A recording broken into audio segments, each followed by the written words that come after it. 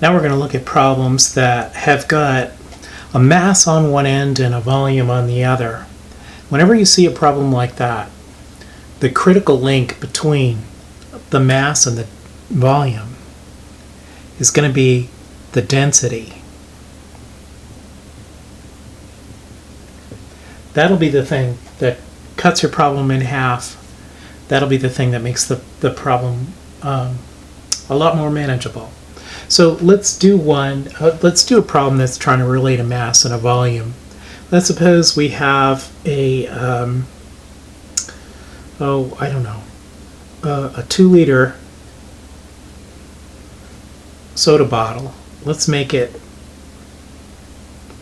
2.0 liters, so we get two significant figures. Now we want to fill it up with seawater, which has a density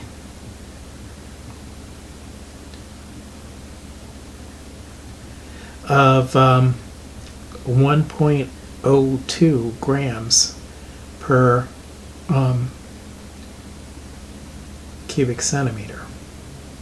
And let's say we already know that a cubic centimeter and a milliliter are the same thing, and I can see I've got liters here, so it's going to be more convenient for me to write milliliters there for the units on the density.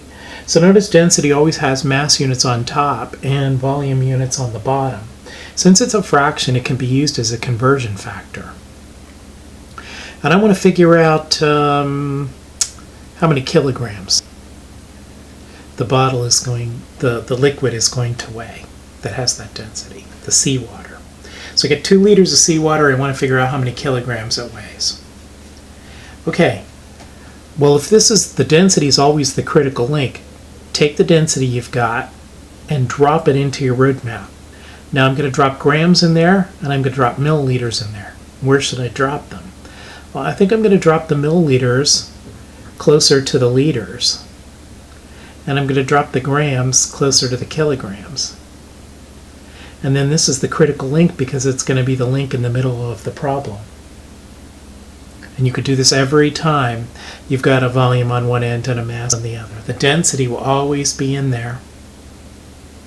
All right, so this part's not so bad. Liters to milliliters. If I know my prefixes, I can do that. I can just rattle it off. And you should try and get to the point where you're just rattling off these prefixes. 1 milliliter is 10 to the what power? Liters. Milli means minus 10 to the minus 3. That's the link that you need right there. And I need to relate grams to kilograms.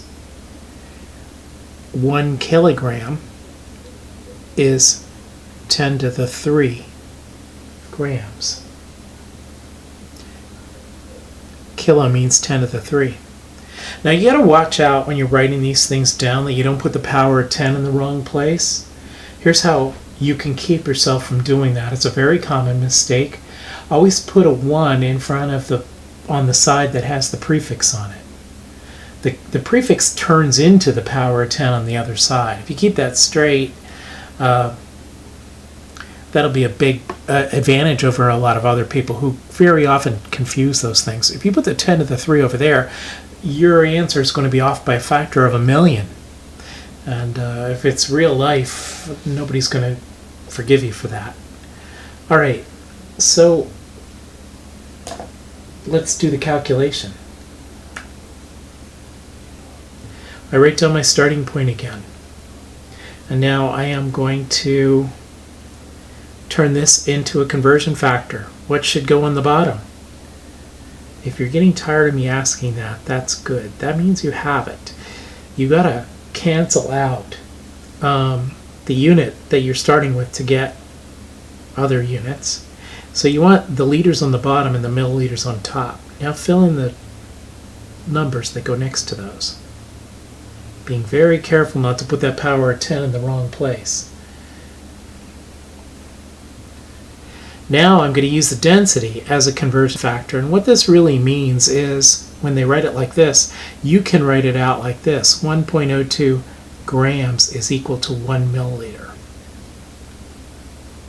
Okay? So I'm going to put milliliters on the bottom and grams on the top, because if I do it like that, then I can clearly see that the units are canceling. That's the whole dimensional analysis part of this. And then you've got grams now, but we want kilograms. So grams are going to go on the bottom, and kilograms are going to go on the top. And I'm going to put the 10 to the 3 here, and the kilogram there. Okay. Now, I can kind of sort of guess how big the answer is going to be. How? Do your math with the powers of 10. On the bottom you get 10 to the minus 3 here, and on the bottom here you got 10 to the 3. So 10 to the minus 3 times 10 to the 3 is 10 to the minus 3 plus 3, which would be 10 to the 0, which would be 1. So basically your answer is going to be 1.02 times 2, or 2.04, and what are my units? Kilograms. So very roughly, for seawater anyway, for any kind of solution, liters and kilograms are about equal when it's water, when it's something that's mostly water. Now, I made a mistake here. Can you see it? The only mistake that I'm making is that I'm reporting the wrong number of significant digits over here. And this has 2 significant digits, so this is going to have to be 2. So I'll say 2.0 kilograms. That's how I would report that. This is exact. This has 3 significant figures. You might say, well, wait a minute, that has 1, right? No. That thing is exact. You're saying, when you say the density, exactly 1 milliliter of liquid has approximately 1.02 grams mass. So this part's approximate, that part's exact. So you have 3 significant figures and 2 significant figures. The weak link in the calculation is that. So your final answer is only going to have 2 significant digits.